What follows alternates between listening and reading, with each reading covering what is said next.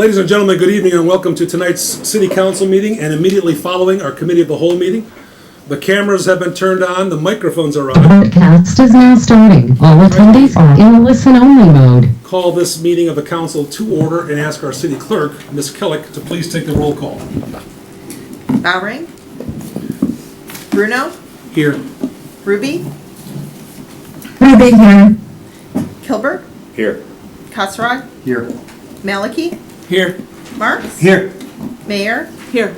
Paschke, Here. Swanson. Here. I'd like to ask our newest grandpa and birthday boy, Mr. Rich Babica, to lead us in the Pledge of Allegiance.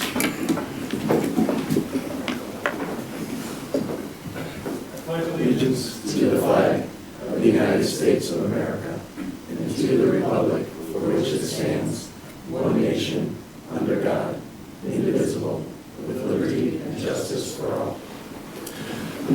Thank you, Mr. Babica. Thank you.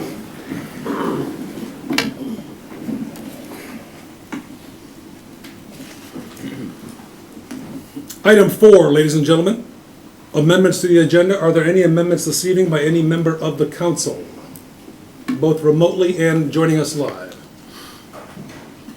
Item 5 is the omnibus agenda. All items marked with an asterisk are considered to be routine by this council, and all those items can be voted upon, considered and voted upon with one motion. Is there such a motion? Swanson makes that motion. Seconded by Marks. Clerk Kellick, please take the roll call. Swanson, Aye. Bruno, Aye. Ruby, Ruby aye. Kilberg, Aye. Kasserag, Aye. Maliki, Aye. Marks, Aye. Mayor, Aye. Paschke. Aye. The omnibus agenda has been approved by 9 affirmative votes, 0 nay votes, and 1 alderperson absent. We jump to item number 8, municipal bills for payment. We kindly ask our city clerk to read the bills in their aggregate for our consideration. Municipal bills for payment total $7,884,118.37. Mayor, I move that we approve and pay the bills as read. The individual items that add up to that amount can be found in tonight's city council packet and on the city website. Alderperson Bruno makes the motion to approve the bills as presented, which are available on the city's website and in each alderperson's packet. Is there a second? Second. Seconded by Alderman Kasserag. Alderperson Kasserag, excuse me, sir. City clerk, please take the roll. Bruno, Aye. Ruby, Ruby aye. Kilberg, Aye. Kasserag, Aye. Maliki, Aye. Marks, Aye. Mayor, Aye. Paschke, Aye. Swanson. Aye. The bills have been approved to be paid with 9 affirmative votes, 0 nay votes, and 1 alderperson absent. We jump to Committee of the Whole items of business, and there are none.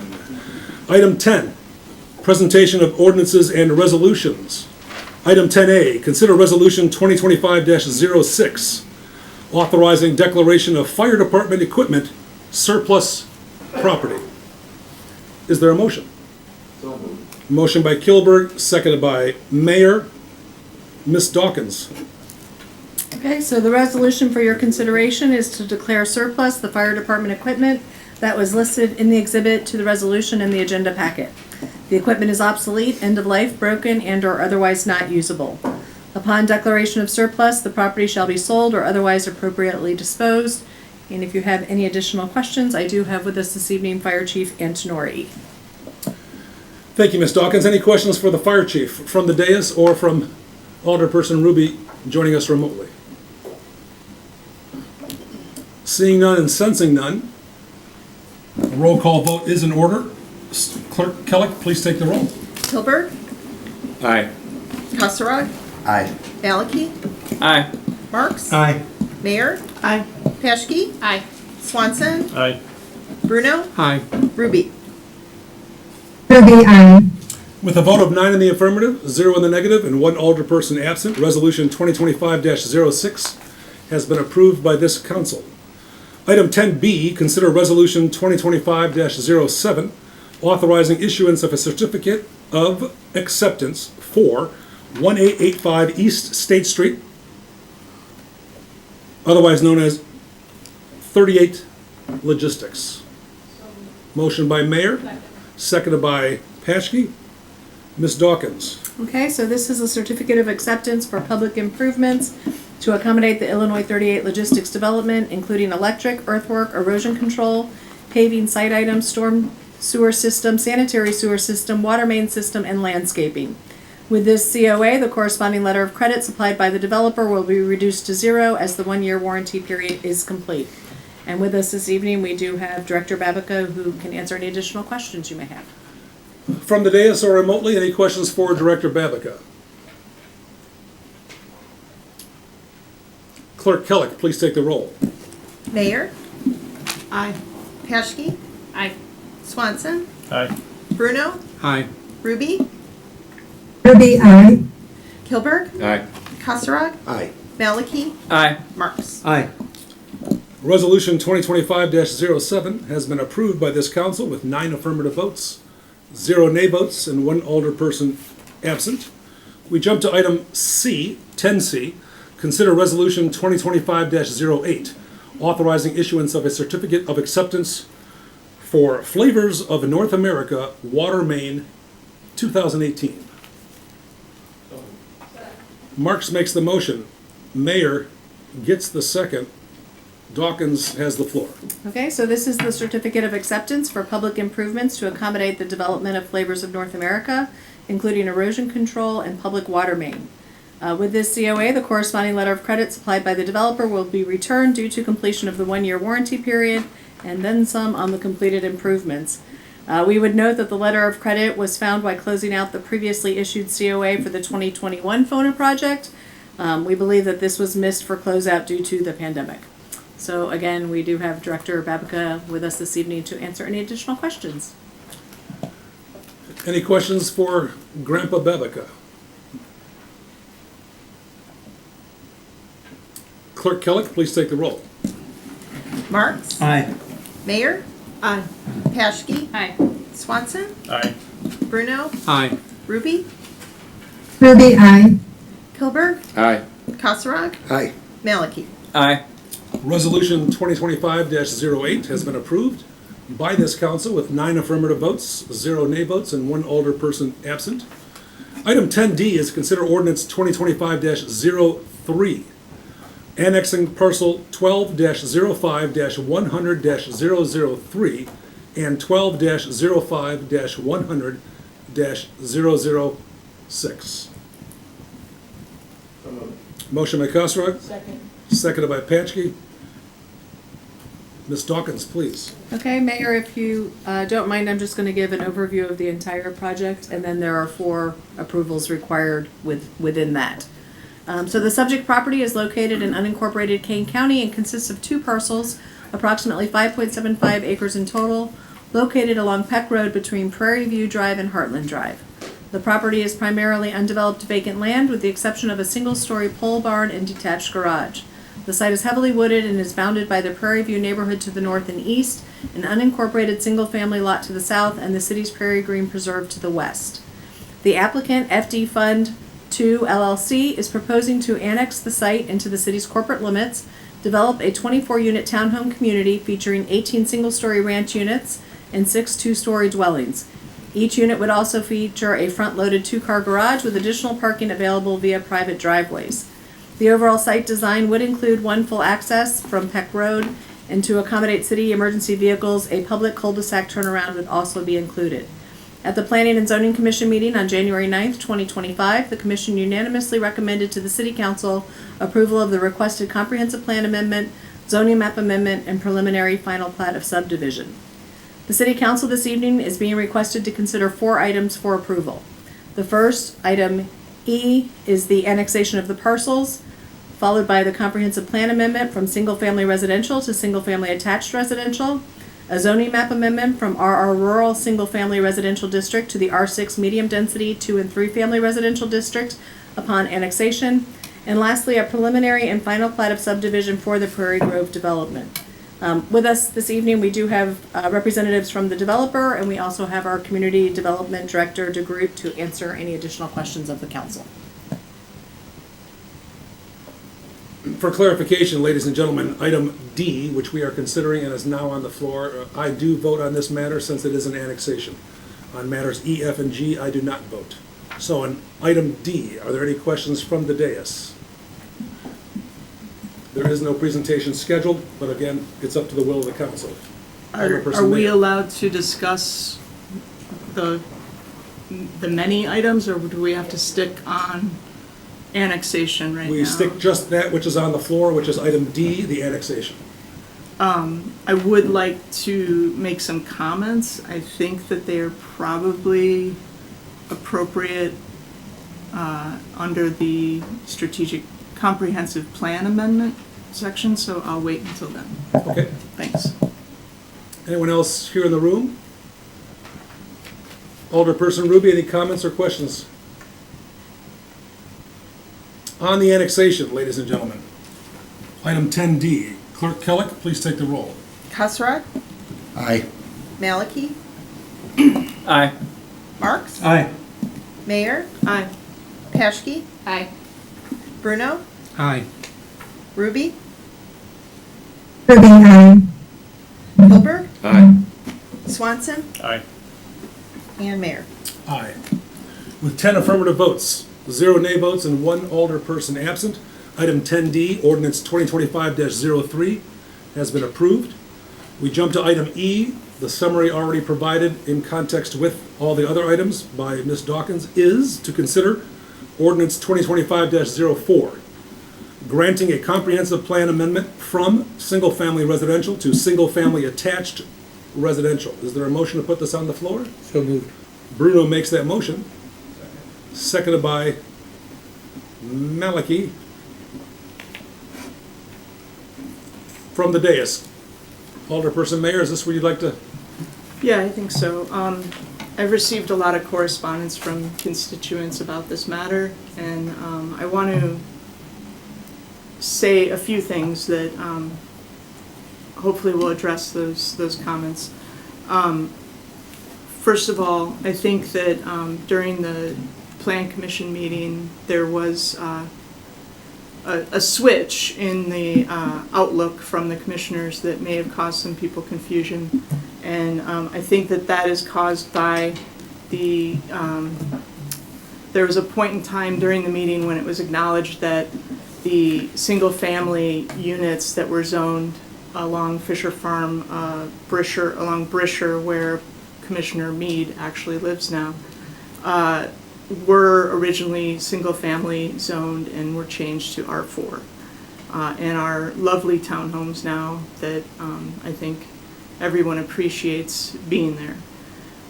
I also want to point out that at the start of the meeting, they were talking about how there's single-family residential all around, but they then realized that there is R7 in close proximity and R4 very close by on the corner of Brisher and Peck. So the turning of the opinion during the meeting might not have been very evident to the viewer, but I wanted to clarify that there is R7, which is more dense than what's being proposed here, which is R6. This is not high density residential. This is townhomes, and R6 means that each one has just under a quarter acre of a site. That is very far from high density residential housing, and seeing how the neighborhood is situated, I understand that everybody's very alarmed about this project, but I think that these are going to sit down in the site and become part of the site very quickly. There's a lot of trees being replanted as part of our ordinance as a city, and I think that that's, in the end of all of this, you're going to see a property that's improved over what is there now, which is an unkept wooded area that has a barn, a shed and a home on it, I believe. This will turn into an asset for the community. I think my history in Geneva tells me that almost every development that is proposed in Geneva is opposed by the neighbors. including such beloved communities as Pepper Valley was opposed. Fisher Farms was opposed. So I personally feel for the people that are upset about this development, but I think most of my colleagues, our vote will show that we, as part of the strategic plan goal, which is to provide Genevans with a diverse selection of housing options, that this fits into that very well. And their market rate study, which I think a lot of people are aware that there's a high demand for ranch housing right now, for single floor units. Their market study showed that very well. And trying to think if there's any other thing here. So keeping in mind that as a council and as a planning and zoning commission, we have a goal to offer to Geneva residents diverse housing options. This project actually fits very nicely in that. And I think that aside from the trepidation about the pullout onto Peck Road, the project itself is very worthy, and while I do have some concern about that, people also pull out from Heartland and from Prairie Ridge, so there's a lot of areas along Peck that do encounter risky turnouts because the traffic is pretty fast out there. Anyway, that's what I wanted to say in response to, I've probably gotten 8 or 9 letters about this, and sorry to disappoint you, but I support this development. From the dais, anyone else? Alderperson Ruby. Thank you. We're on item 10E, ladies and gentlemen. Clerk Kellick, please take the roll. Bruno, Aye. Ruby, Ruby, aye. Kilberg, Aye. Kasserag, Aye. Maliki, Aye. Marks, Aye. Mayor, Aye. Paschke, Aye. Swanson. Aye.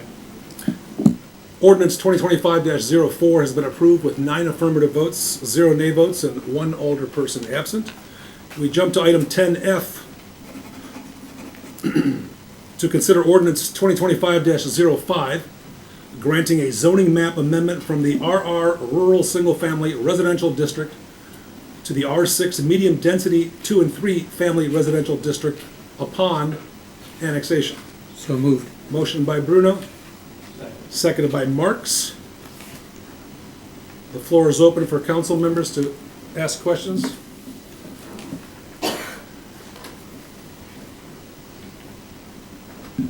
On item 10F, ordinance 2025-05, Clerk Kellick, please take the roll. Bruno, Aye. Ruby, Ruby, aye. Kilberg, Aye. Kasserag, Aye. Maliki, Aye. Marks, Aye. Mayor, Aye. Paschke, Aye. Swanson. Aye. Ordinance 2025-05 has been approved by this council with 9 affirmative votes, 0 nay votes, and 1 alderperson absent.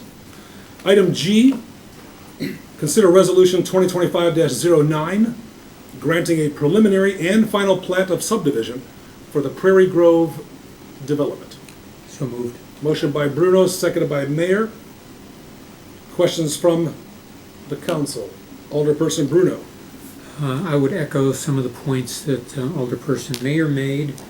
I have had a heretofore fairly unsuccessful bit of not voting or voting against anything that didn't include one-story living options, and I am very pleased. These are short in stature. The density is not too high in my opinion. Would I have liked to have seen rear-loaded garages? Yeah. But the fact that we need to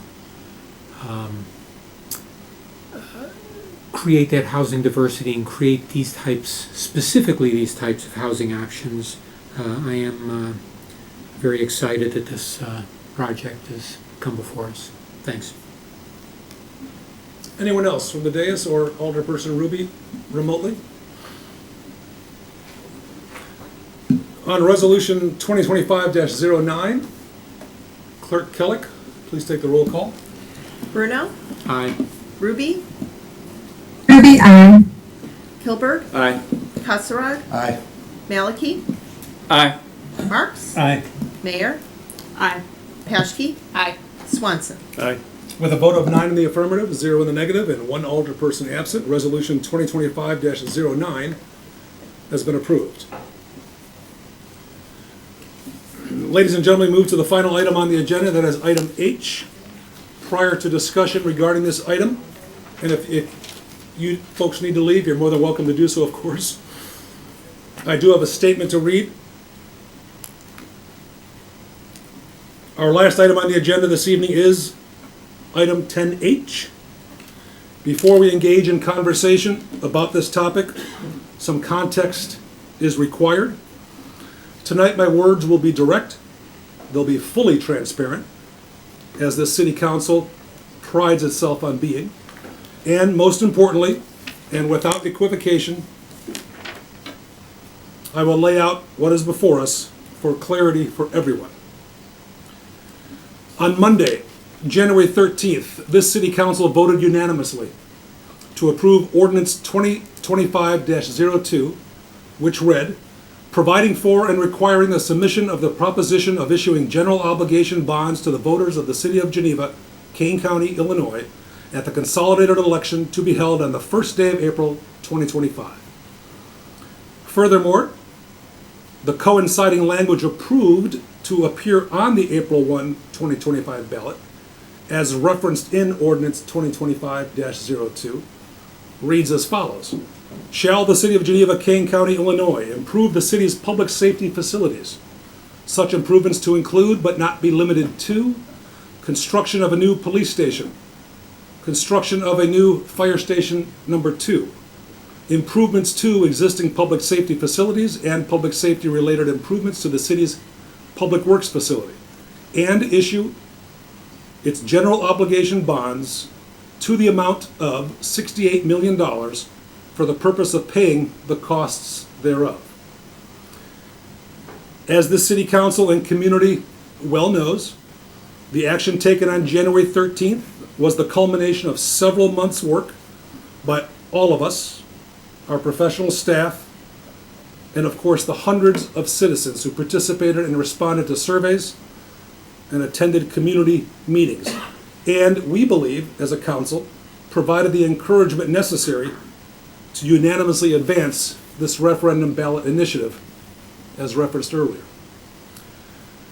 Tonight, the City Council has the sober duty to inform our residents and business owners that because of a formula error used to compute the annual property tax payments to effectuate the improvements to the public safety facilities as defined, the actual annual property tax payment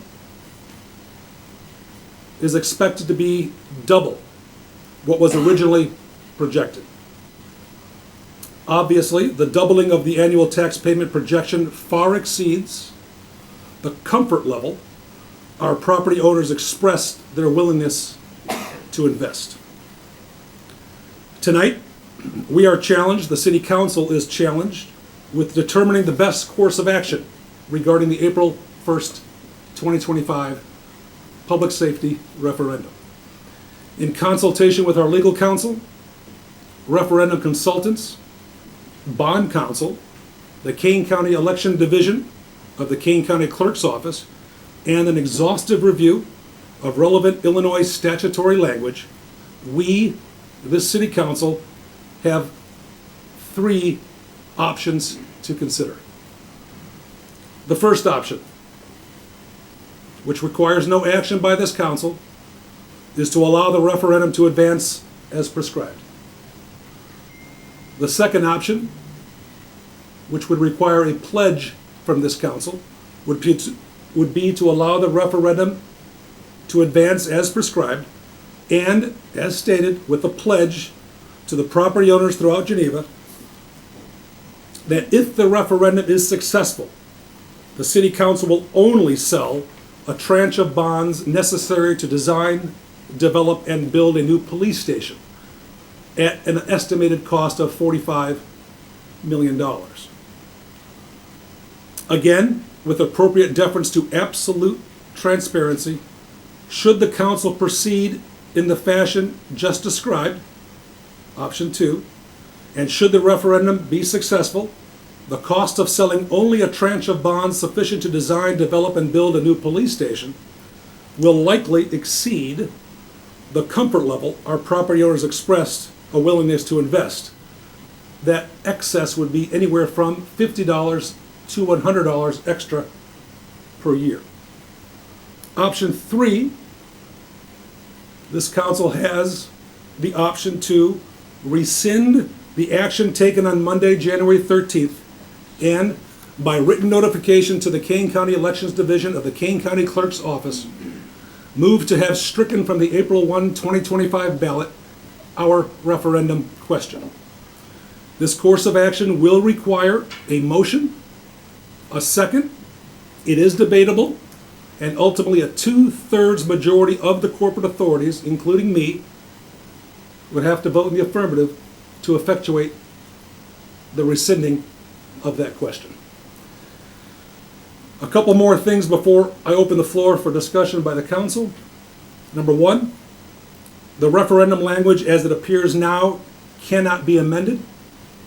As we know, the language approved was required to be acted upon in open session no later than January 13th, and that was done. And of course, that document had to be filed at the county on January 14th, which was done.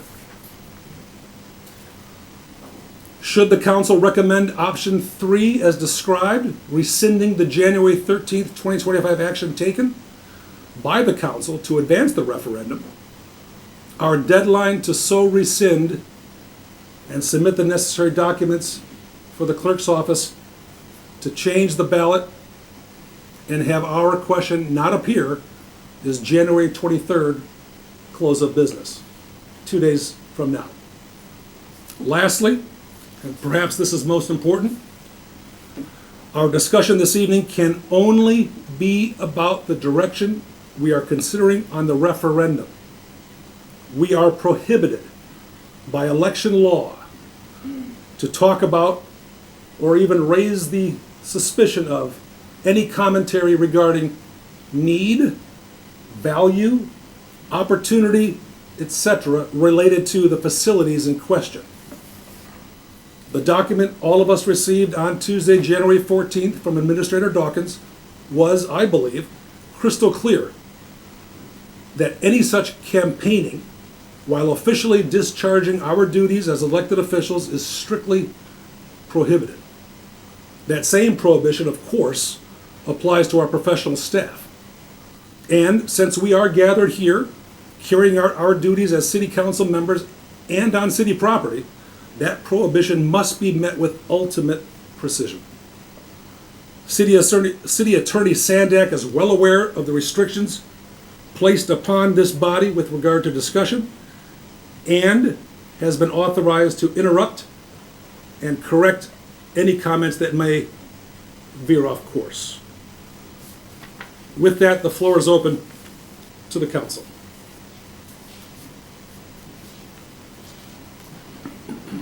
Alderperson Mayor.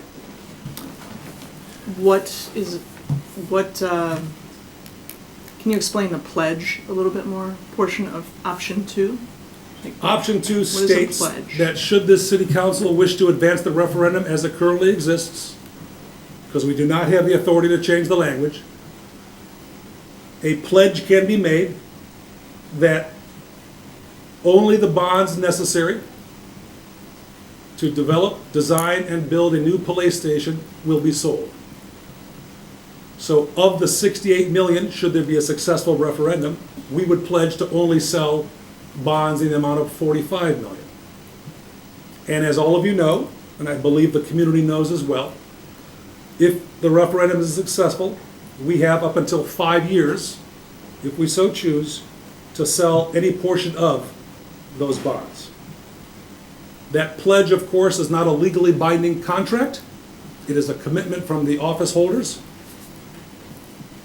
that is in essence, the language will not change on the ballot. So I support that option.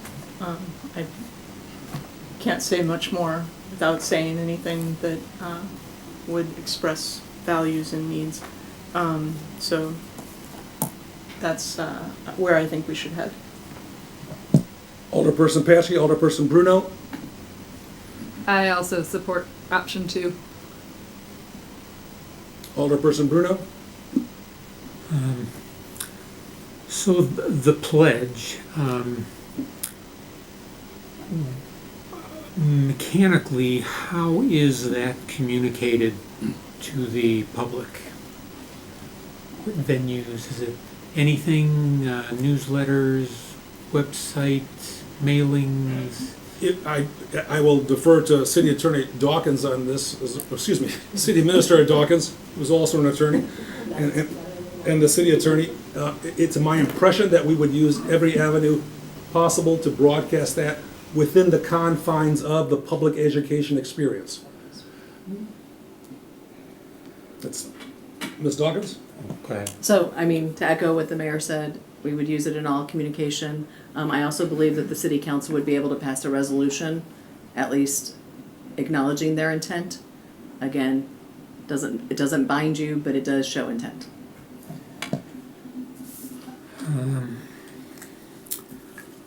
Well, it would be, I have to be careful as to what I can say, given council's recommendation.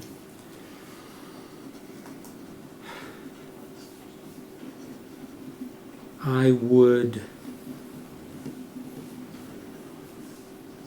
tend to agree that option 2 is what I would like to see succeed, but have misgivings on moving forward with what it would,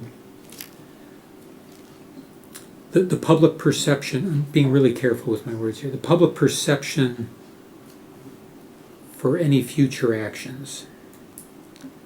But I would like to see option 2 succeed. Thank you. Anyone else? Excuse me, Alderperson Swanson, excuse me. What would be the negatives of rescinding option 3 and going for a referendum in the future? It would be a 1-year delay, or The would next it even- referendum date would be March of 2026. Okay.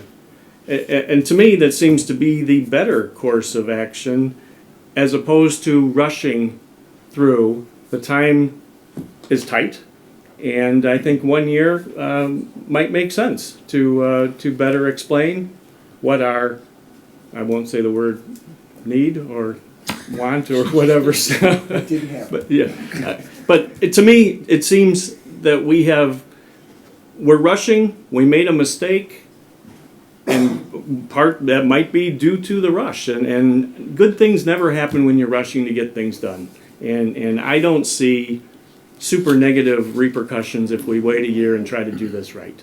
So I would propose option 3. I would make the motion to rescind. Obviously, a 2/3 majority is a high hurdle, but I don't like the pledge. A non-binding pledge just seems like a weak, let's get this done. And I would support rescinding it and trying to do it right in 1 year. Is that a motion, Mr. Swanson? I would like to make a motion to rescind what our action was on January, whatever that 13th, and proceed from there. Take it off the ballot. Second. Seconded to the motion offered by Swanson. We can now discuss that motion on the floor. That motion, Alderperson Mayor, The problem I have with, point of order? This specific discussion incorporate No.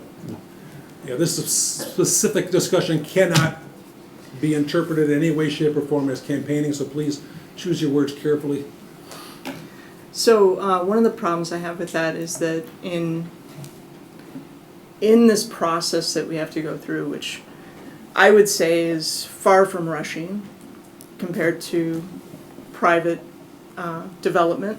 So the problem I have is that it doesn't advance. Like could we go to architecture and start design of facilities if we hold back the full bond referendum? Can we authorize anything to happen in the meantime?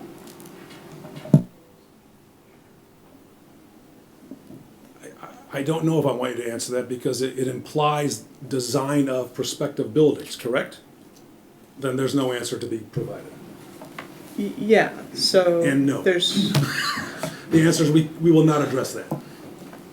but I would assume that we can't advance that if we don't have authorization with a bonding referendum to design such a building, right?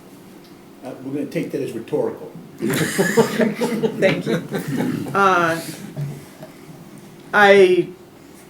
I won't vote to support the rescinding.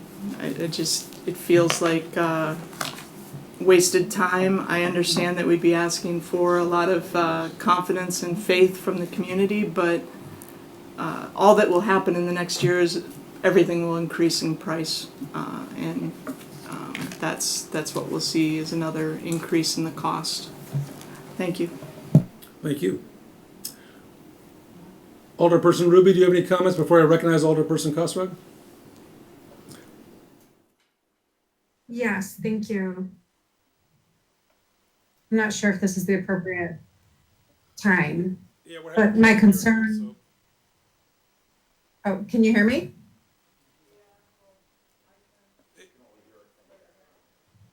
Oh, okay, we Right. can't Can you connect it guys- directly. Pete, Can you hear me? 1 second, Alderperson Ruby. Okay. Try again. Is that better? Can you hear me? That's a little bit better. We can certainly call you if that makes it easier. Okay, sure, let's do that. Technically, it's not correct. The bond question asks, or excuse me, the referendum question asks for 68 million. A resolution pledging that we would only sell bonds up to 45 million would be allowed, but again, it's not a binding resolution per se. Okay. So, my train of thought is, our complete number was 181. With the consultants, we got that number down to the 68. And now we're taking it down potentially to 45. So my concern is what we're giving up, and I lean towards rescinding for that reason, because I feel like our needs are still tremendous. Let's eliminate the need commentary. Forgive me for, Okay. yeah, sorry about that. Yep, no, my fault, sorry. I don't think that moving forward with option 2 is going to be much of a solution. I feel it feels rushed to me. It feels like we're grasping at straws and just trying to make it work. And in my opinion, I think we should take a step back and try again. Thank you. And I just have one other quick point. And let me know. I know you will, if I can talk about this. The home value, where we estimated how much it would affect your taxes.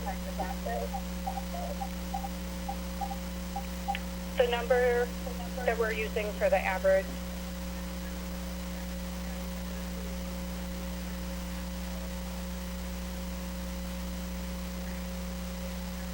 absolutely. okay? Oh, yeah, you're fine, absolutely. Okay. On Realtor.com.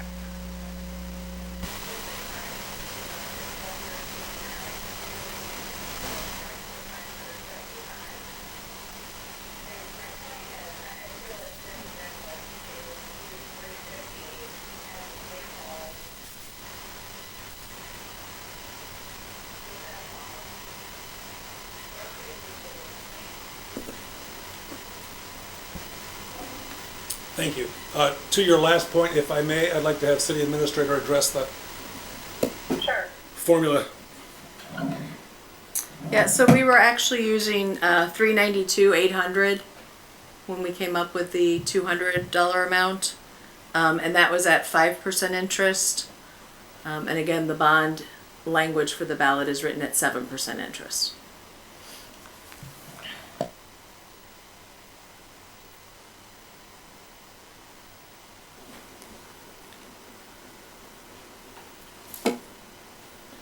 Alderperson Kasserag? I don't have No. any Oh, right now. okay. Alderperson Kilberg, Kasserag, Thanks. Malachi. Forgive me.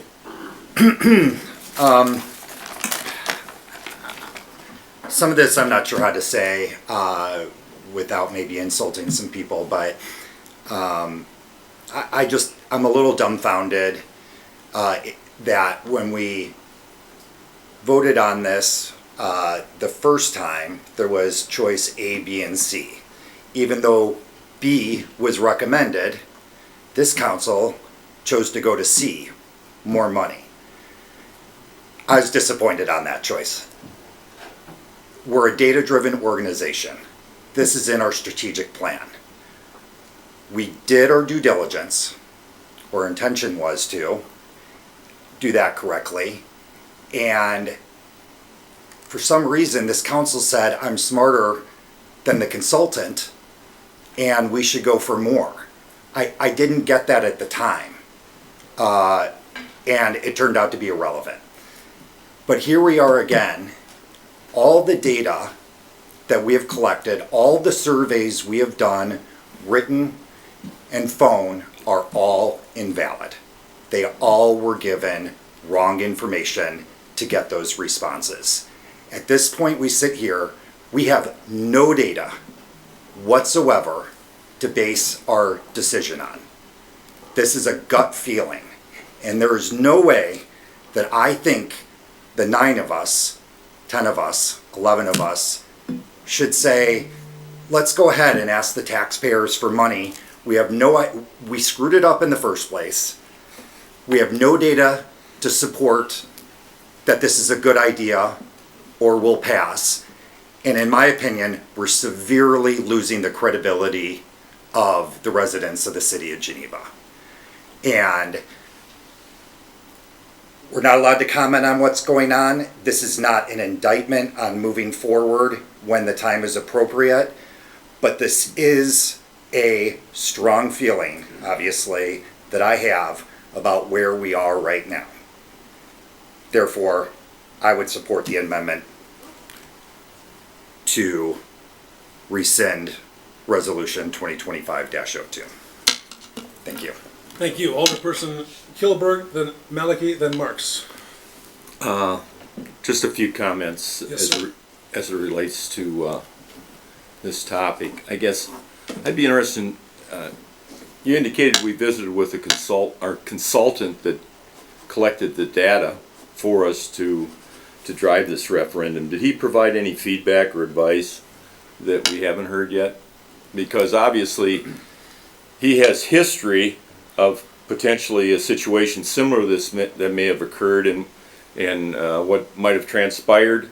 I guess I would be interested in what advice our consultant that spent weeks gathering the data that Alderperson Kasserag referenced, if it's invalid, what's his advice? I'll give that a shot, and Okay, I'll certainly lean sure. on City Administrator Dawkins. The data that all of us saw indicated, I think fairly clearly, that the quote comfort level, end quote, that citizens and property owners throughout the community said they would be willing to invest was somewhere about that $200 a year mark.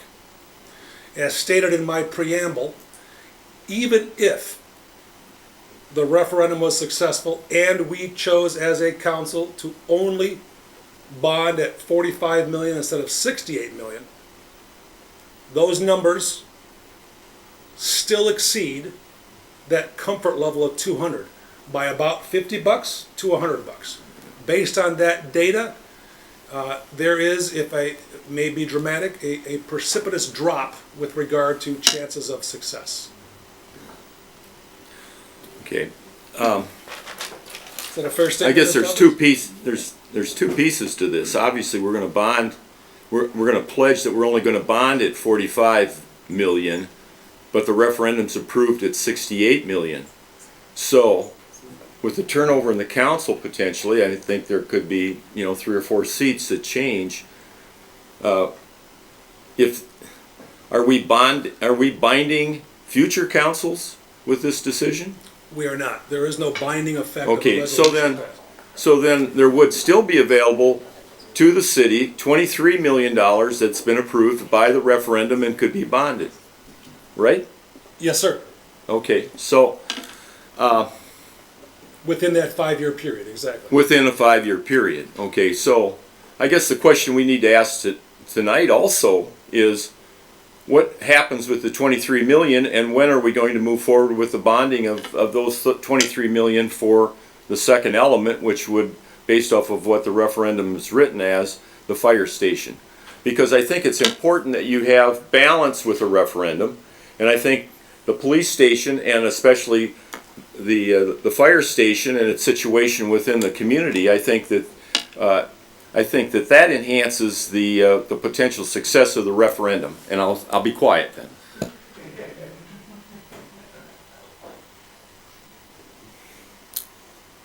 Malachi, then Marks.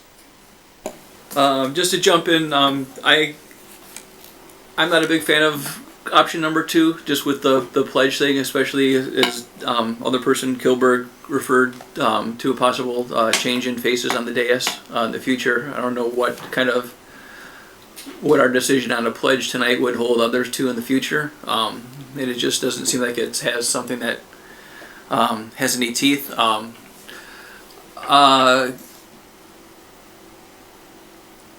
There's, we agreed to put out a referendum for a certain amount. If that passes, that's my understanding, we could send out bonds for 0, or we could go the full 68 million if it goes through. At the end of the day, the costs to the taxpayer are going to be the costs if we build something or if we build nothing. I don't see that much harm with going with putting it on the ballot and continuing with and letting the voters know. I think it'll be part of the educational process. If we decide to go and do something with it, if they approve the money, then they approve the money. If we rescind it, to me that's almost like we're not taking a chance with talking to our residents and going forward with a communication plan at all. So I'm leaning towards option number 1.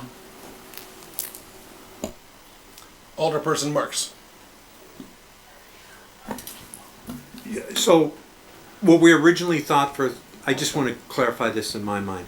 So what we originally thought for a $392,800 house would be $200, right? And now it's $400. Okay. If we stay to the 45, let's just say it's 3 1/4. Split the difference totally down there. The pledge just seems a little awkward to me.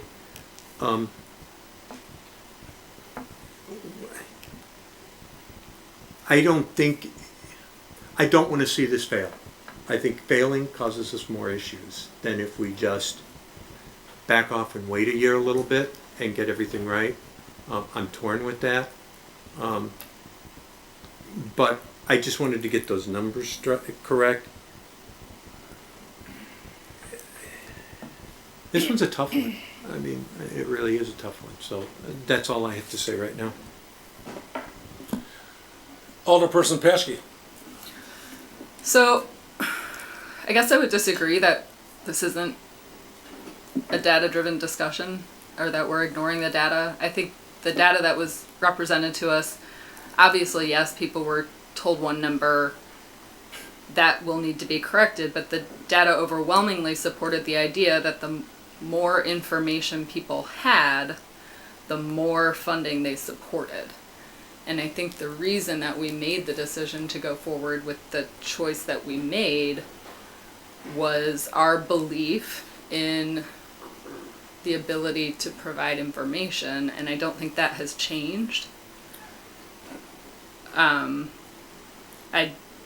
I guess rescinding to me feels like a big gamble on what's going to happen in the global economy and nationally in the next year, and I don't like that gamble. I think we have information now, and I think we have a community that has shown us that they do support something, and I just feel more comfortable with moving forward and not rescinding it at this time. Alderperson Cosroy. I just- On the floor is a motion to rescind, just so we're all clear. To put it in another context, what I think I said was, if we want this to succeed, which I think we all do, that's what we voted for, the best way for it to succeed is to have the trust of the voters, which means put it off one more year. That's what I wanted to say. Thank you. Alderperson Mayor, Alderperson Kilberg, Alderperson Bruno. You know, what Alderperson Kosarog is saying is giving me pause, because I don't think it can succeed if we're not on board, if we're not all on board to support it. I think that what the survey told us was that people have a very high opinion of Geneva and are willing to, in general, increase the amount that they pay to help specifically in this area, which is safety, public safety concerns. So I think it's a hard message to work through, that, you know, hey, these mistakes happened, the communication wasn't quite right, but we really want to move forward with this. It's a difficult road ahead, and I'm not sure that we'll succeed. That's the problem. I'll let others talk. Alderperson Kilberg, Alderperson Bruno. Clarification on the vote. Obviously, you said that it requires a 2/3 vote to rescind. Correct. Okay, tonight does the mayor vote? Yes. Tonight we have 10, so in essence there needs to be 7. 8 of the 11 holding office. So, even though, yeah, it's. There. Corporate authorities are 11. In the absence does not change the vote total. So we need 8 affirmative votes to rescind. Can you reference where that's? It's in the Illinois statute. Can you show? Can you reference where it's at? Where is what? Where it's at in the Illinois statute. Yeah, I mean, I can give you the statutory reference, give me a minute, but it's in the Illinois Municipal Code. Okay, so we can continue discussion while you're Sure. researching it. Thank you. Alderperson Bruno. Sort of to that point, we are talking about it. We only need a simple majority for this motion. No. There's only one motion. There's only one motion on the Okay. floor. That motion offered by Swanson and seconded by, I believe, Kosarog, was to rescind and direct the mayor and city administrator to prepare documents to advise the county accordingly that we want the ballot initiative removed from the April 1st election. It's tough. There's not been a bad argument made, I don't think.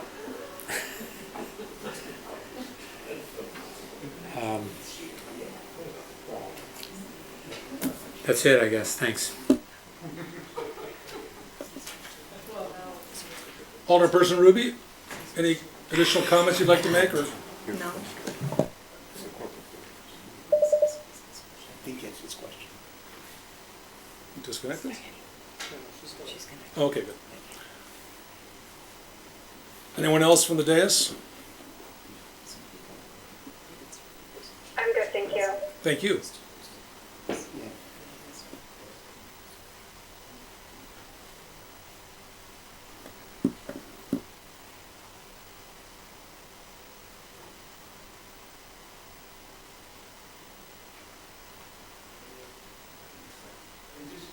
Is your question, I'm sorry, is your question the 2/3 or the number? The 2/3 is statutory, it's Robert's rule. Understood, Right. but Are you if asking, you're absent, that's your question, whether it's 11 or 10? that's correct, because we had an issue with this previously within the last 2 or 3 years where it was interpreted incorrectly after, and we were informed after the fact. So I just want to make sure that we're processing it in parliamentary. Everyone knows what that number is and that it's an accurate number.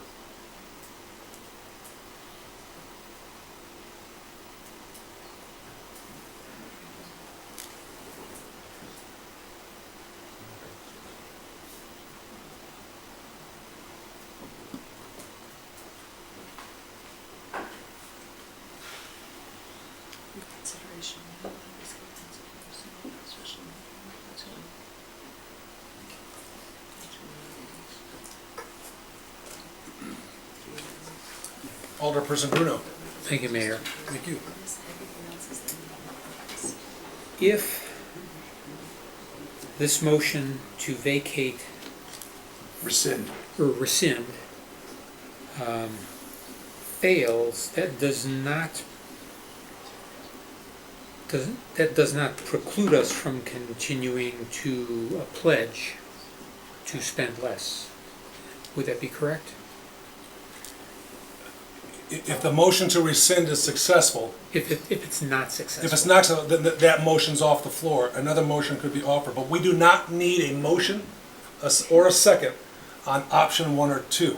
Right. We can add to option 2 a resolution that states more or less, City Council pledges with all resoluteness our commitment to only sell a tranche of bonds to pay for a new fire station, or excuse me, police station. But again, that is not a binding resolution.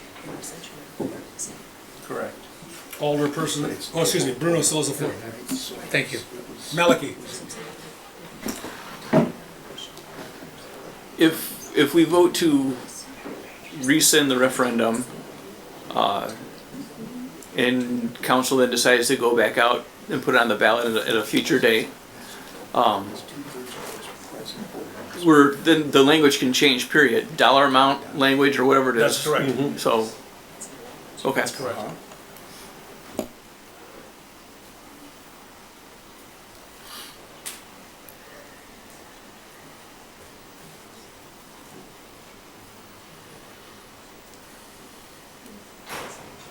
Alderperson Mayor? Can we have a recess? I'll defer. It is a proper motion. How long do you want the recess for? 10 minutes, please. Motion to recess for 10 minutes. Is there a second? Seconded by, I believe that was Marks. All in favor of recessing for 10 minutes, indicate by saying aye. Aye. 10-minute recess. We'll be back here in 45 minutes. Microphones are off.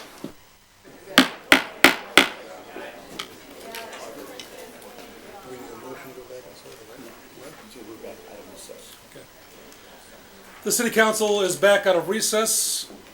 The floor is open. I do want to clarify a question offered or asked by Alderperson Kilberg.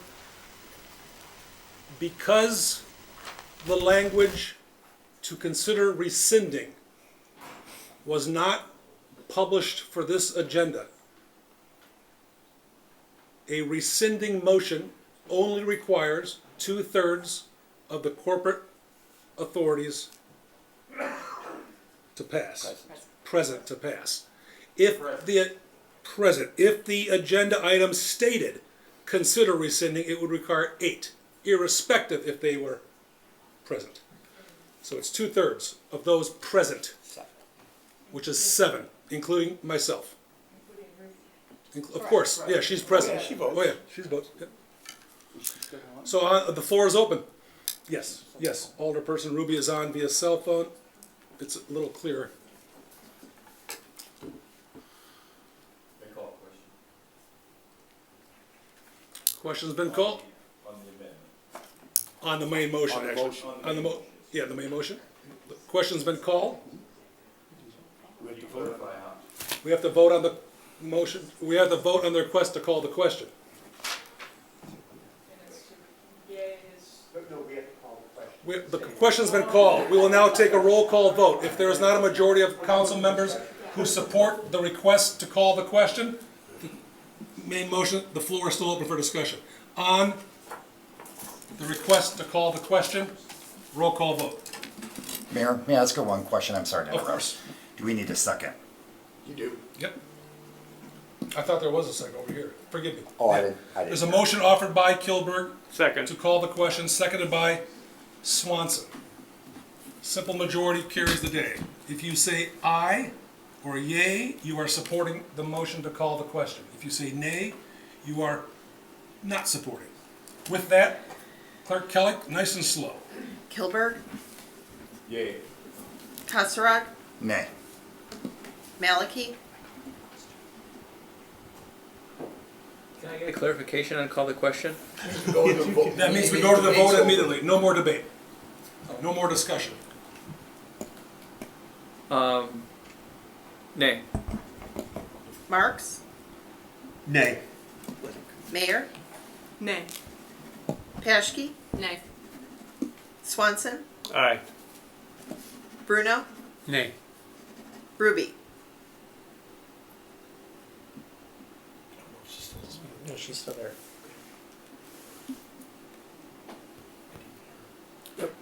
Alderperson Ruby? Hang on, we got her. We got her. Can you do that one more time for us? Ruby, aye. The motion to call the question has failed. 3 affirmative votes and 6 nay votes. Ruby, aye. Yep. Thank you, Alderperson Ruby. The question is back for discussion purposes. Yep.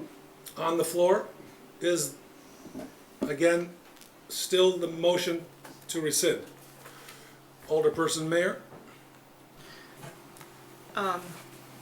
In spite of what I said earlier about voting for the pledge, I think that considering that there are members of the council that don't support moving forward with the ballot and the bond referendum, that we should rescind and move in lockstep next year with a ballot initiative in March of next year.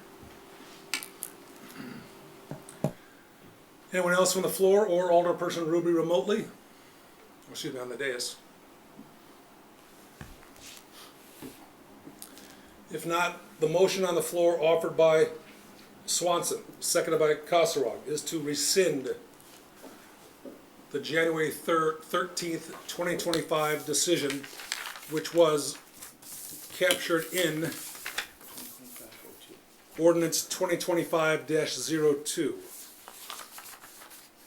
2/3 vote is required to pass this motion. That's 2/3 vote of the corporate authorities present, including myself. Clerk Kellogg, please. Can I just clarify? Yes, sir. An aye rescinds it, a nay does not. I just want to clarify. That's correct. that. Okay, thank An you. aye in the affirmative supports the motion on the floor. I just wanted to clarify that. Thank you. Of course. Clerk Kellogg? Swanson, Aye.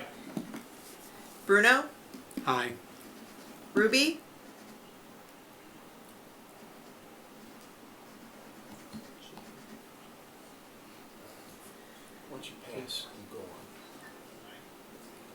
she said. Did she? Ruby, aye. Kilburg, Aye. Kussrog, Aye. Maliki, Aye. Marks, Aye. Mayor, Paschke, Aye. Mayor Burns. Aye. With a vote of, what's that make it, 10? 10 in the affirmative, 0 in the negative, 1 alderperson absent. The direction of this city council is to direct the mayor and city administrator to prepare necessary documents to advise the Kane County Election Division within the Kane County Clerk's Office to remove the ballot language as shared earlier from the April 1, 2025 referendum. We move on to public comment, ladies and gentlemen. Public comment is an opportunity for anyone joining us this evening to share with us what's on your mind. The floor is open. It's our chance to listen, your chance to speak. You guys can fight out who goes first. He's taller than you are, so you get. That's how it usually works out. Okay. How are you, sir? Worse than when I walked in. My name is Brad. I live near the site of the Prairie Grove development, and I'm here tonight to express my deep disappointment and frustration with the approval of the project. Earlier this evening, Alderperson Mayer said, quote, "This project will be a benefit to the community." I have to ask, how does she know that? Does she have a crystal ball? Can she predict what my home value will be in 3 years? Of course not. And yet this council has decided to approve a project despite overwhelming opposition from the very people who will bear the burden if you are wrong. That's the problem with decisions like this. The consequences don't fall on you. They fall squarely on our shoulders. If my home loses value, if flooding becomes an issue, if traffic becomes unbearable, none of you will feel the impact, but my neighbors and I will. What's the point of speaking up? The people of this neighborhood have been clear from the start. We do not want this project, and yet despite emails of opposition and every speaker at previous meetings voicing their concerns, this council chooses to side with a single developer. Why hold public meetings if the voices of the community are dismissed? Why encourage us to contact our aldermen if those emails are ignored? If this council values developers over the people you were elected to serve, then what is the purpose of local government?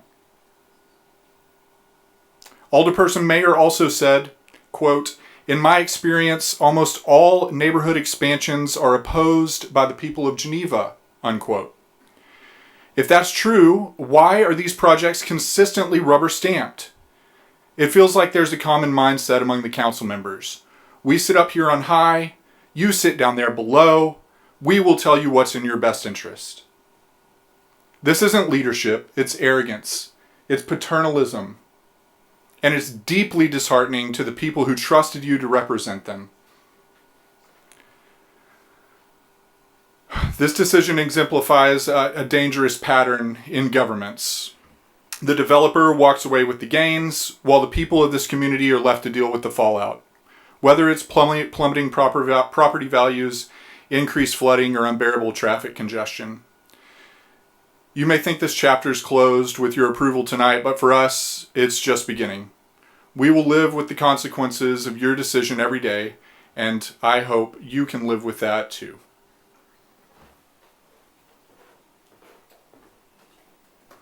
The floor is open for anyone else who wishes to join us this evening.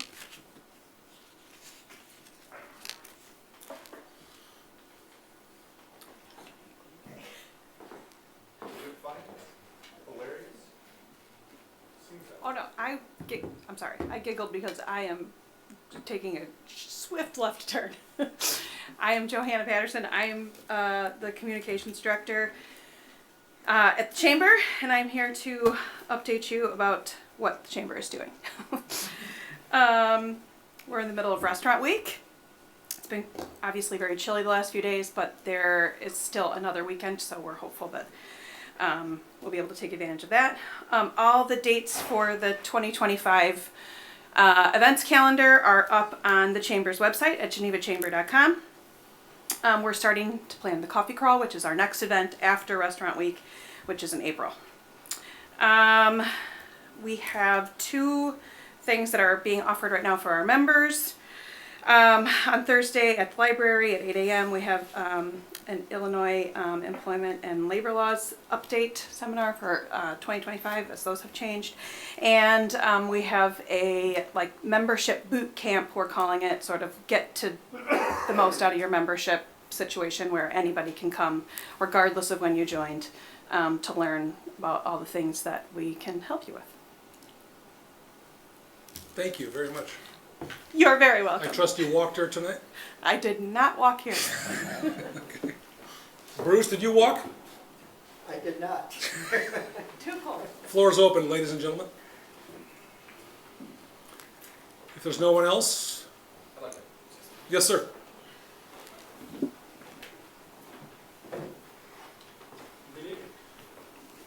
Good evening. Thank you. I'm not here to try to convince you of anything. It seems like the decision's already been made. But I'd like to say a couple words. I'm a resident of Geneva. Obviously, I live in this neighborhood directly behind, right by where this new development is going to go in. So I hope this goes well. I really, really do. And one suggestion that I have going forward is we were notified with notice of coming up to the Zoning and Planning Committee, which 25 people showed up to in person. Many of the people showed up for the second night, and we were all rallying around to think about what can we do to address this thing that's going to happen in our neighborhood. And it felt like we came in very late to the planning and decision making. And I respect and admire the entrepreneurship coming into this community to say, let's develop Geneva. And they get the lawyer, they get all these people coming in to do something, which is no problem. And I think if we were able to be brought in sooner to the process, notified sooner, they probably had meetings with the city, because we came in and they have all the slide decks and the PowerPoints, and we're like woefully underprepared. And what I feel like would be helpful as we're making changes to strategic plans, as we're making developments to new things that impact humans that already live here, unrelated to property values and property taxes and all this stuff, we might have good ideas. We might want, oh yeah, there's nothing good happening in this town, in that section of land. There's no property tax being generated. It's just dead land. We all want something there. We just had different ideas on how it could have been done, but since they put so much effort and work into this, there's nothing that we can do as neighbors or citizens, as communities. We all want, I'm sure even the people that are building there don't want to ruin Geneva. They want to make Geneva better. But I feel like we could have come to better common ground if we were able to come into the decision making or the discovery process sooner. And then the last thing I'll say is, and this is not a personal attack, but it really felt like the emotional energy was high the last time. You actually weren't here, Mr. Burns, but the emotional energy was high if you watched the recording. Yes, sir. There was, you could feel it, palpable. And then we went around and there was all the people spoke, and I'm not the smartest guy in the world, but it felt like everyone was kind of either against it or, well, I can't really, I'm either one way. And I was literally in the back going, oh yes, we got one, like pre-vote. And then when it went to vote, it was like, aye. And I'm not a politician, so I'm like, does I mean no? Because it kind of feels like everyone just said we don't like it, and then everyone voted for it. So this is, again, not a politician, my first time coming into a political situation, but it's frustrating coming from a business background when everyone says they don't like something and then they vote for it. It doesn't feel, it's like a misalignment. And that causes lack of trust. And I don't want to not trust my public officials. I don't want to not trust the government that I pay $13,000 a year to property taxes for. I love this community. And I want to build trust. And I'm trying, So I would just ask you guys to consider that. We don't have to hate the politicians. We can work with you if you work with us. That's what I would ask for going forward. Thank you. Thank you, sir.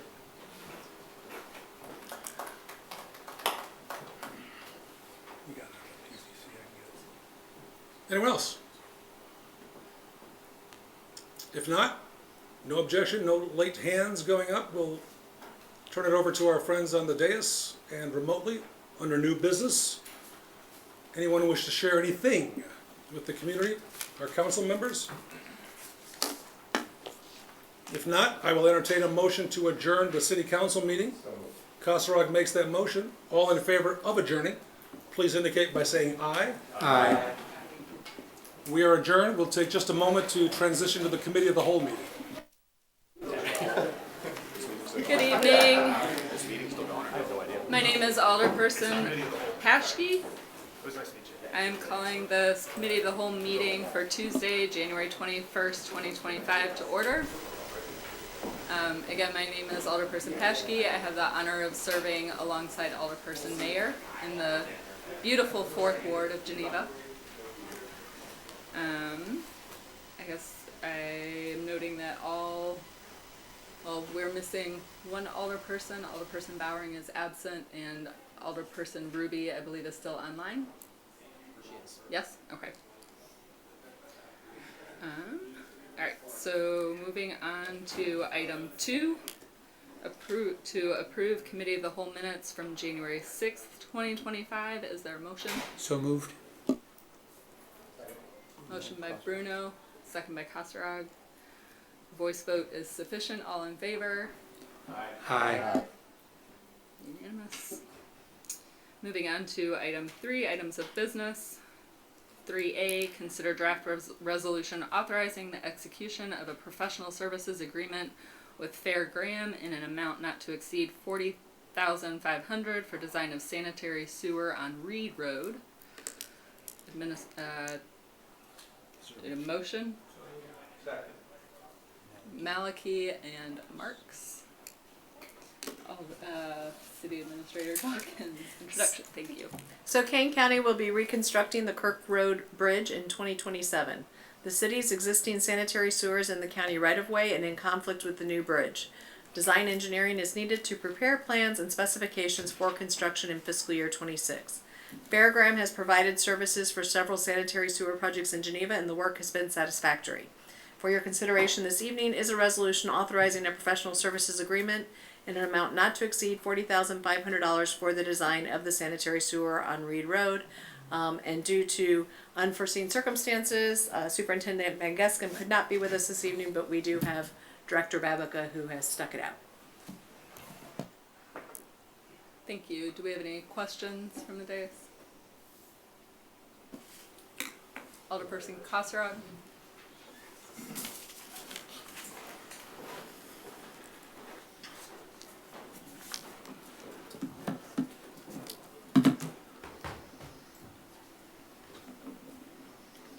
How are you doing? I'm great. How are you? I'm great.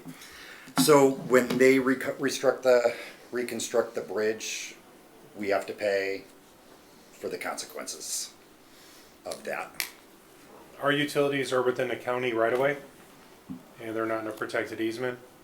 And as such, similar to our experience, is that if we are doing a road project within our right of way, and there are utilities in conflict, they have to be relocated at the utility owner's expense. Okay. And my other question was just, this seems really far off the bridge, relatively speaking. How does that relate to the bridge project? Well, the current sanitary line runs along the eastern edge of the county right-of-way, and they are building a retaining wall for the new bridge embankment. And where the footings for that retaining wall will be located will be on top of the sanitary line, which inevitably will cause service disruptions in the future. Okay. That's all I had. Thank you. Thank you. Alderperson Mayer. Are these properties part of Geneva? All of them? Are they annexed fully? No, they're not. And we have to provide sanitary sewer to them? No, we do not. Actually, the two properties that are not inside city limits are not connected to the city's sanitary system. One of the two properties has inquired to connect to the sanitary system and potentially also annexing into the city. Oh, good. All right. Thank you. My pleasure. Alderperson Kilberg. I'm looking at the diagram here, and there were four, are there four piers that are over the sanitary sewer that they're going to be installing? Is that what they indicate? Those four, they look like daisies. No, sir, those are actually existing manholes. Oh, they're Existing. manholes? Okay, but, so there's gonna actually be construction over it then? Or is it the equipment that's going to be moving over it? No, there will be construction over the existing sanitary sewer. Okay. So it'll be designed and then relocated. We're anticipating that it'll basically run parallel to Reed Road, then connecting to the existing sanitary system on Old Kirk Road. And then the old system, or the existing system, in the Kirk Road right-of-way will be abandoned in place. Okay, so the fact that it runs under the railroad, it's a non-factor because it's going to be moving further to the east then, is that what you're saying? That is correct. The relocation of it? Okay, that's all I had, thank you. Alderperson Marks. Will this now be on our easement so that we don't have to do this again? Are we getting the easement this time? Well, actually, we already have an existing easement underneath the railroad, so we won't have to secure a second one with the railroad. That's in regards to Alderperson Kilberg's question. In regard to Alderperson Mark's question, yes, as part of this engineering scope, it's to negotiate and define the easements. And also as part of the annexation, a potential annexation, as alluded to Alderperson Mayor, that could negate the need for an easement if we annex the property and secure the right-of-way for our own. Is the county widening that bridge, or is it just the actual sound barriers that is really? I simply don't, I can't You answer can't- I that couldn't question tell. yet. Okay, It's thank too you. preliminary. Yeah, it's too preliminary. I couldn't tell, so, okay, thank you. That's all. Any additional questions? Seeing none, sensing none, is voice vote sufficient? All in favor indicates by saying aye. Aye. Any nay? Do we get Ruby? Aye. Okay. Thank you. Unanimous? Thanks, Thank Rich. you. Item 3B, continued discussion of FY 2026 budget and FY 2027 forecast. Administrator Dawkins. Thank you. Posted earlier today to the city's website were the questions that some of you submitted regarding the budget document that is available on the city's website. I would note you probably didn't have an opportunity to get through all of them. I think there were 11 pages, but they are posted there at your convenience with links to the budget identifying what page that question referred to. And then before I entertain additional questions from you all, we did have 3 capital improvement projects that we wanted to get some feedback from the council, because while we have put them in the proposed budget, we know that we got some direction, but not definitive direction. So we just kind of wanted to have a brief conversation on those 3 items, so we know moving forward whether we're keeping them in, or waiting and seeing, or taking them out. So the first one is the Route 31 Phase 1 sidewalk study. The proposed capital budget is to conduct the Phase 1 study for installing and continuing the sidewalk from Fargo South to Fabian Parkway. The project has been discussed for several times over the years, but most recently at the strategic planning workshop held last November. During this workshop, the City Council and the SPAC representative prioritized the strategic goal, Quality Infrastructure and Services 3, Dependable Infrastructure. And that strategic goal says infrastructure investment improves the city's ability to reliably deliver utility, emergency, life safety, transportation, and professional services. Further discussion on this goal indicated a desire to improve our sidewalk networks. As this would be all within the Illinois Department of Transportation, it would be prudent to initiate a Phase 1 study if there's any intent on trying to make the sidewalk connection. The project estimate for fiscal year 26 for planning is $120,000, and for fiscal year 27 is $200,000 for engineering. Again, these are estimates, so that could change. And I would note that this does not guarantee that a sidewalk would be built, but it does start to put the pieces in place if the opportunity presents itself and engineering determines that it's feasible. We do have Director Babica has stuck around with us so that he can attempt to answer any additional questions as we seek to know whether or not the council wishes to move forward with this project as proposed. And let me just clarify, when I say move forward with the project, it includes it in the budget so that it's planned for, but there would still be steps for approval that would have to take place. It doesn't actually, you know, when we put it out for bid, go to a contract, you all would still be approving that contract. So there are still opportunities to not move forward, but for now, we're just trying to determine whether or not we should include that cost within the current proposed budget and the forecast for 27. Alderperson Cottrell. Probably anticipating my question, but can that, if that study is included and then happens, would we be able to explore a crossing across 31 as I talked about as strategic planning? As long as we're talking IDOT, why not ask the question? That could be included within the scope of the project. There we go. The purpose of the phase 1 study is basically to look at the feasibility. Is it even worth moving forward with the project? There's a lot of grade changes on the south side. There's a creek that has to be crossed. But then there's also the potential for crossings and what those requirements could be. If that is added, you start becoming concerned about project creep, and that it starts growing beyond its own scope. But it is something that we could ask for, even if it is as an alternate, and then present that option to the city council for their consideration. Thank you. Do we know why what happened to the creek crossing and it's all boarded off now? That is a separate crossing for the ditch line, and what that basically is that culvert is scheduled for replacement by IDOT. It was installed and created during the as a WPA project under the Franklin Roosevelt administration.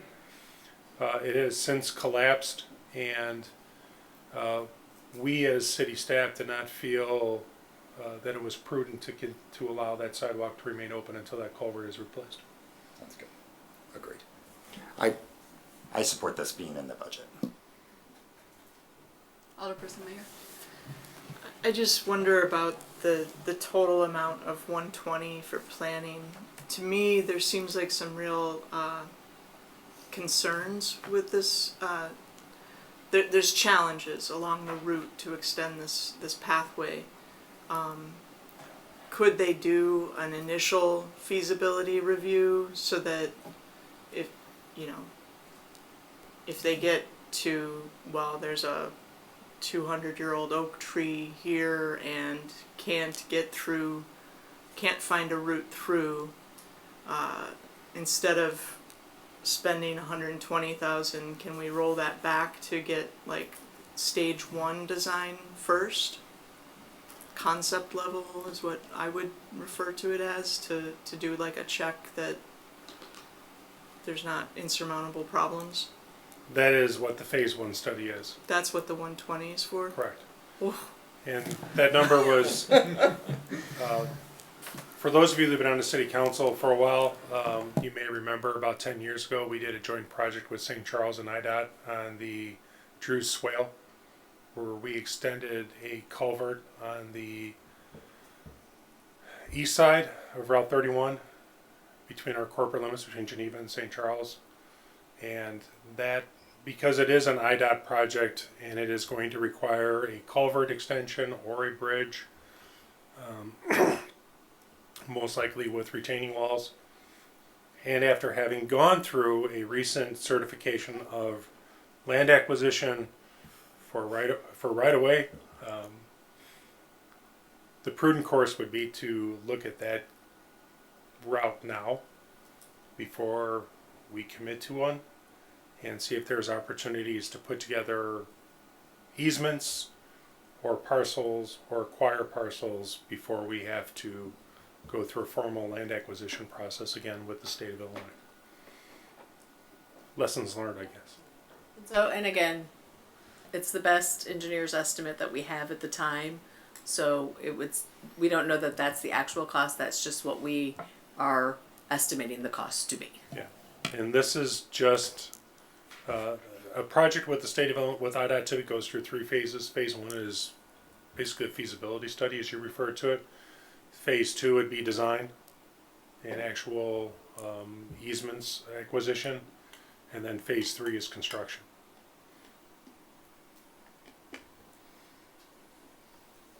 So I guess at this point, unless there's more comments, it would be more or less if anybody objects to keeping this in the budget, or we just proceed as proposed for now. Okay. So the second capital project is the South First Street retaining wall. As you may recall, the historic retaining wall located on South First Street is in a state of decline. In the past few years, it was struck and hit by a hit-and-run driver, and a small section of the wall was repaired. The remaining portions of the wall that were not repaired are leaning over the sidewalk and threatening to fall over. The wall is located within a dedicated easement that grants maintenance of the wall to the city. Should the wall be removed, the easement would need to be vacated and the area would return to private property. The estimated budget is $350,000, which I believe is based on the cost of the previous repair. So should the city council desire to move forward, the project would still need to go out for bid again. These are just the estimates, so we're planning for it. But again, the question is this something that the council wants to, would be interested in proceeding forward with?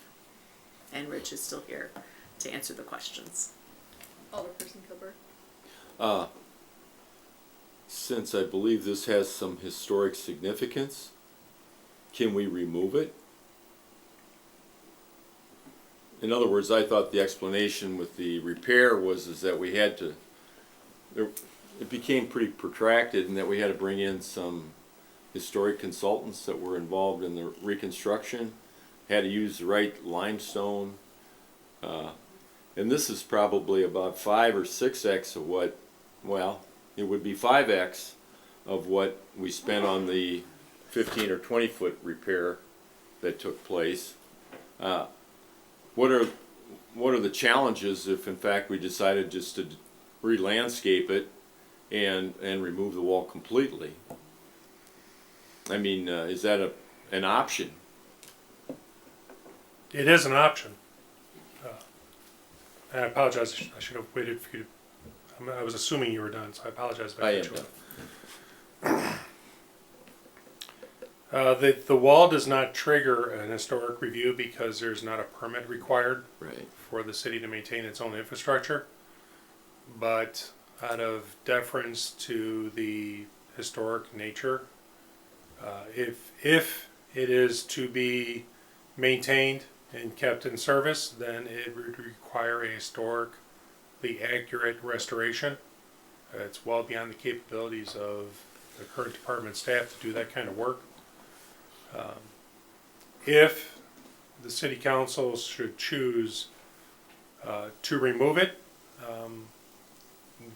as the city administrator referred to, the easement does state that if the wall is removed, the easement would vacate and the property would return to the private property owners. It's outside the state right away, so it doesn't involve the state of Illinois on this one. It comes down to 2 options. If it's desired by the city council to maintain the wall in its current function, it needs to be rebuilt.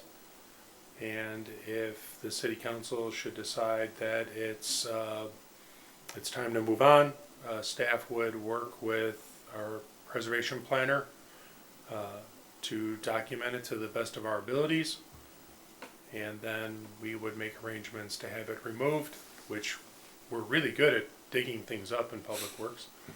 So I'm fairly confident we could do that ourselves, and then restore the area to its proper grade. Do you think the grade would present some challenges there? The slope and such, I think we're probably looking at about a 3 or 4 foot grade. How far back would you have to cut into their yard? 10 or 15 feet? Would that be sufficient? I know that we did some things on East Side Drive where we removed a wall over there that was on the east side of East Side Drive by the detention area, And we took that out, and today you wouldn't even realize or wouldn't even know that there was a wall there. And that seemed to be a lot steeper than what we're looking at here. Yeah, we would do our best to work within the established easements, but if we did need to secure temporary construction easements, Yeah. then we would contact those individual property owners without going out there and shooting the grades. It's simply premature for me to. Yeah, I understand. detail It just that. seems like $350,000 to repair that wall. And I mean, if, as a taxpayer, I'd say maybe it's time that we remove it. And the thing is, if we remove it, then in essence we remove a liability, right? Because that wall could be considered to be a liability if if somebody was yeah. walking there and all of a sudden it came crashing down on them. Well, I think at this point, it's leaning, it's not a dangerous condition, the question is trying to plan ahead. Yeah, So there is still the option to wait, or postpone it. postpone it, and we do our monthly inspections or however often we inspect to ensure that it's not causing a hazard on the sidewalk, and you wait. That is an option that wasn't presented this evening, so. We have the measuring devices like they use at PISA to determine if there's. I defer to the director.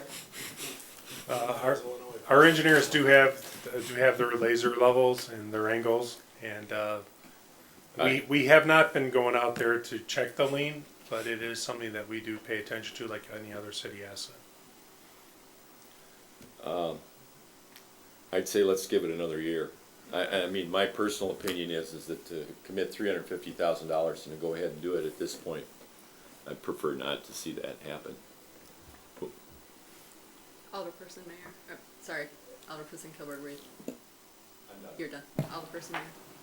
I agree that we shouldn't put it in the budget for $350,000. I think that it is consistent with what we're asking property owners within the historic district to do, though, is to preserve historical assets around the community, and this is a historical asset.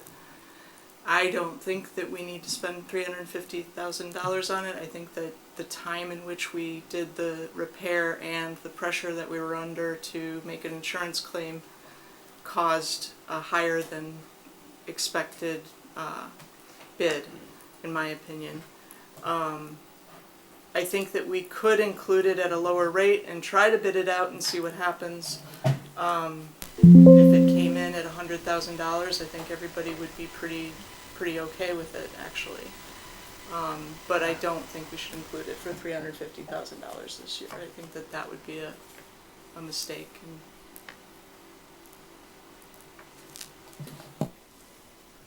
Alderperson Bruno.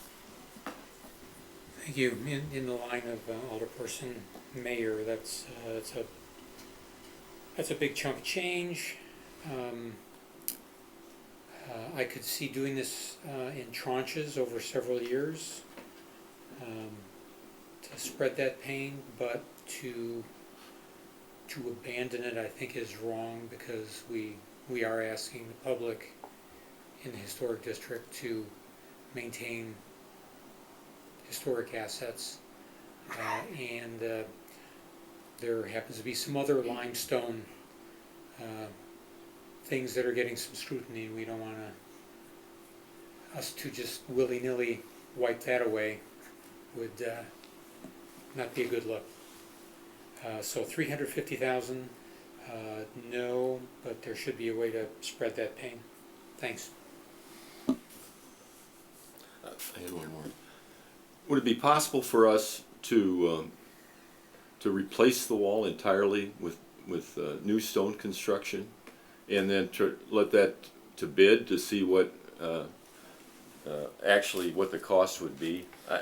I know that it's not preserving the historic nature of it, but I think if we gave it 10 years, it would look similar to what it currently does. But I'm just saying, can we preserve the historic look without going to the extreme that we did with the repair?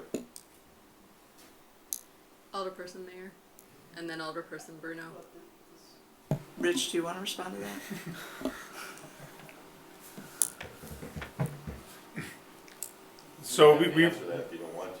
No, I have an answer. I just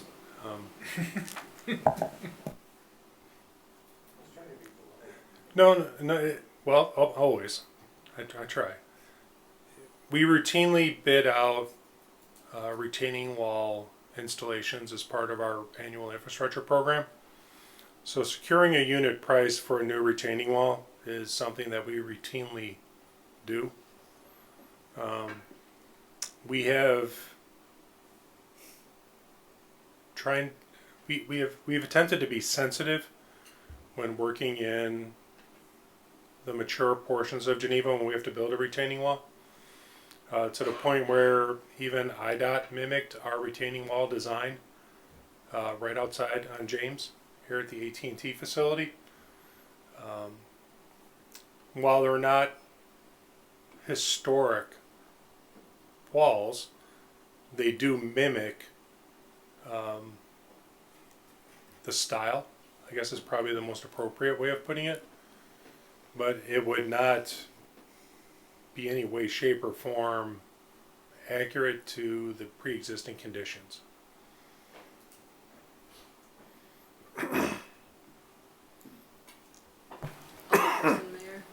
Yeah, I mean, we require the people within the historic district to follow the Secretary of Interior standards for renovation and preservation of historic structures. So it's either remove it or restore it, preserve it. And I think that we should preserve it. I just don't think that we should put it in the budget this year.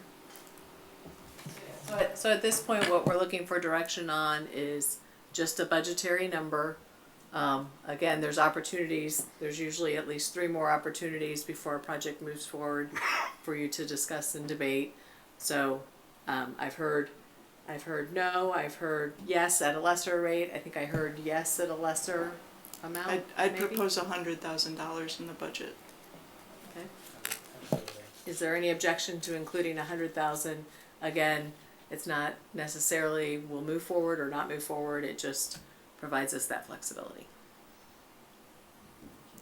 Okay. Thank you. And then the last one, this one is the bridge railing and sidewalk widening project. The project is to replace the failing bridge railings with an aesthetically pleasing, low-maintenance railing. The project also contemplates lighting and widening of the sidewalks on the bridge deck to provide an easier flow to provide for bike and pedestrian traffic.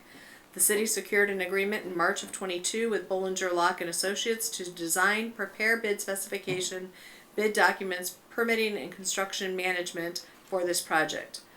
The project again supports a priority strategic goal of quality infrastructure. The total estimated cost on this has kind of grown a bit since we started the project to $1.8 million. So again, we know that this was a priority. This council had talked about it. We were moving forward. We just want to, this is just another point in time, touch point. Should we continue moving forward knowing that the price tag is potentially $1.8 million? And again, to clarify, it's widening the sidewalks. It doesn't change the bridge itself. And we would be, I think, Rich, we would be looking at doing it kind of in conjunction when East State Street is happening so that there's less disruption, potentially. That would be the concept, is at least to mitigate the disruption to the motorists. Yeah. So, again, this one's really more just to throw out, let you know what the price is. Alderperson Bruno and then Swanson. Thank you. Well, we definitely need to do something. I would say keep the number in. I didn't know, I was always wondering, I don't know the structure of that, but it's not really getting into the substructure of the bridge. We can do that without, okay, that flirting with disaster there. I get lots of complaints over the years about that corridor for pedestrians and the looks of it. I definitely want to keep a number in. What that looks like, what designs come back is another matter. Do you want to just, where you came up with this number so they understand Sure. how this was derived? That might help just facilitate the conversation. We brought forth, in working again with conjunction with the then historic preservation planner, we researched appropriate designs of railings, of the pedestrian railings for this project. And those were presented to the city council, and an item was selected. But at that point in time, there was an alternate of researching the ability to widen the sidewalks to enhance the pedestrian bicyclist interface. There's still not enough room to put in a true classic shared path. That would be a major bridge project and a widening of the bridge. But what the option does present, and did present, that was adopted by the city council, was to relocate the interior wall, the barrier median, which is known as a Kansas cattle catcher. It's just one of those things you learn in your professional life that once you learn it, you can't unlearn it. A Kansas cattle catcher. So those interior barrier medians will get shifted to the inside, reducing the common turn lane that's there, which isn't exactly a turn lane, it's an escape route for emergency vehicles, so they can get across a bridge in heavy traffic. But that will, as a result of relocating those further to the inside, now the pitch on the sidewalk doesn't work. So where I was wincing a little bit, it does fall in as a bridge project, which means it gets coordinated through IDOT Springfield. This doesn't go through District 1. The sidewalks will be removed all the way down to the substructure, repoured so they're pitched correctly with proper drainage to pick up about an additional 18 inches of space on either side. And then the railings will be replaced, and exterior lighting packages put in. There were several lighting packages looked at. I'm not talking about the street lights, I'm talking about accent lights, and those will be included to allow for different colored lights to be applied at different times of the year to enhance the appearance and aesthetics of the bridge over the Fox River. Alderperson Swanson. Thank you. And then Kasserag. Question, if we were to remove the 1.8 million, we still have to do something with the railings. Would we be scaling back the project and just do the railings? Is that? The original scope of the project was a $600,000 railing replacement, which covered the 2 exterior railings as well as the mini railing on top of the cattle catcher. But all the engineering resources that have been spent to date have been focused on widening of those sidewalks. So now all that work will basically be suspended. We would have to issue a change order with Bollinger and Locke to go back to the original project scope. Having asked about this at least twice a year for the last 8 years, I would completely support doing this. Crossing that bridge multiple times, having to pull the dog away when a bicyclist goes by, 18 inches would mean a lot to me. So I think it's money well spent. So I would support keeping it. Thank you. Alderperson Kasserag, did you have your? Oh, I was just signaling to Stephanie that thumbs up, keep it in the budget.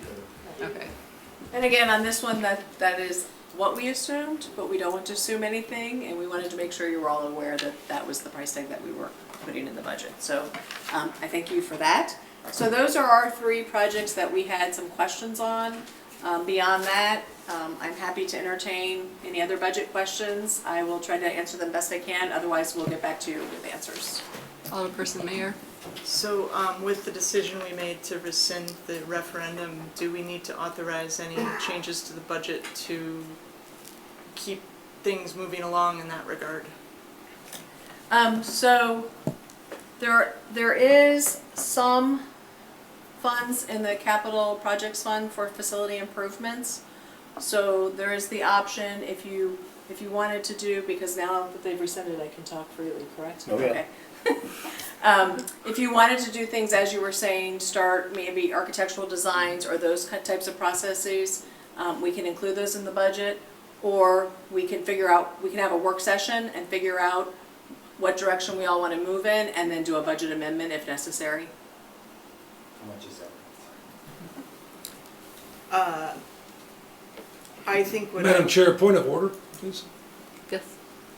I am uncomfortable talking about this for the simple fact that we have not yet filed our sign ordinance with the county. And should something occur that is not filed correctly, the referendum ballot remains on, or referendum question remains on the ballot. I think it's in our best interest to be overly cautious about addressing issues related to improvements to facilities as they are related either directly or indirectly to the referendum until that document is filed, receipted, and approved by the county. That's just overly cautious, but I appreciate the indulgence. So you're saying we have to meet next Monday? There's a possibility, or, yeah, February 3rd, but yeah, absolutely. And Next again- Monday is reserved for a meeting on the budget, so, if we so choose. Yeah, so next Monday is reserved, but also keep in mind, as I say every year, the budget's a planning document, so if at a future time we want to amend the budget, we can do so as well. But we also do have some money in there for other facility improvements. And of course, the chair can overrule my point of order. I wanted to bring that up just out of comfort, so. I like the No, I'll abundance of accept caution. that. Caution sounds good. Any other questions related to the budget, not related to the other item? Or we could have a meeting on Monday. So that's the next question.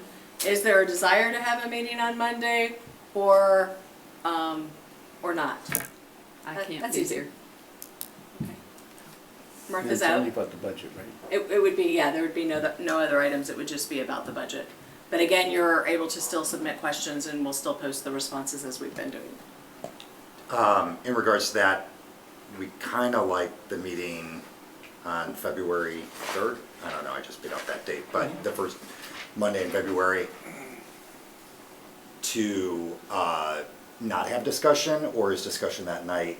Oh, obviously it's okay, but I'm saying, you know. Yeah, so the way the process works, on February 3rd, there would be a public hearing on the budget. However, even after the public hearing, if you want to make amendments to the budget before adopting it, you are able to do so. So ideally, we look to pass the budget that same night, and you can still make changes and pass it the same night, that works as well. But that's traditionally how it's been. Does that answer the question? Yes, it does.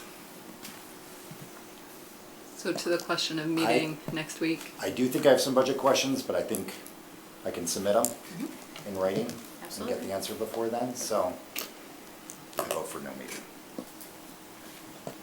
I don't have any problem meeting next Monday, but I think, I don't know, if we can't talk about Well, we will be able by then. by next Monday, so I would support meeting next Monday.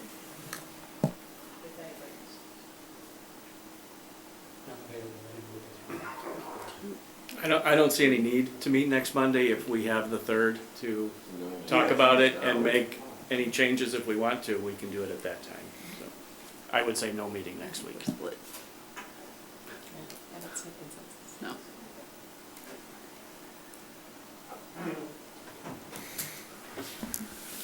I have a few questions with the budget, but nothing is pressing, so, I mean, I can send them in elsewhere, I can just call Stephanie. I think what Alderman Mayor is bringing up, we can probably deal with on the 3rd. I don't think it's gonna be a long discussion, so, I don't see a need unless people have a lot more questions or concerns with the budget, because looking that year in advance makes this a lot easier for the people who were there, and so the questions aren't as detailed as they used to be, so. I don't see a need for it unless we think that discussion on the 3rd will be rather time-consuming, because in my experience, no one really shows up for that public hearing. I mean, Mayor, I can't remember anybody really ever showing up and saying anything. So, I mean, I think any of discussions and amendments can be made that night. I mean, if people know of amendments now, I would bring them forward right now. We've got some time tonight, but if people don't plan on any real major amendments, and then, except for the one that I think came up earlier that we wanted to discuss, I don't see a need for next week unless there's a lot of amendments that people want to discuss, to be honest with you. It sounds like we're leaning towards no. Anyone object to not meeting next week? Can I kind of want to just ask Billy, got thrown into this just a couple months ago. You might be the one that want to ask more questions or not. I asked quite a few questions, and I guess I could try to come up with some more, but right now, right, I wasn't part of the planning, process during in November or the workshop, whatnot, but I'm comfortable with the questions that I asked and with the answers I received as now, so I don't feel I need to come back on the next week just for more Q&A, so. And again, I'm available to answer questions. If you submit your questions, we will provide a written response and post to the website. So again, you can set the stage for any discussion you might want to have on the 3rd through that question and answer process. So. Thank you. So what I hear is no meeting next Monday. That's what I hear. Thank you. All right. So we have reached public comment. Do we have any members of the public wish to speak? Seeing none. Do we have any new business from the dais? A motion to... Oh. We have a motion. All in favor? Aye. Aye.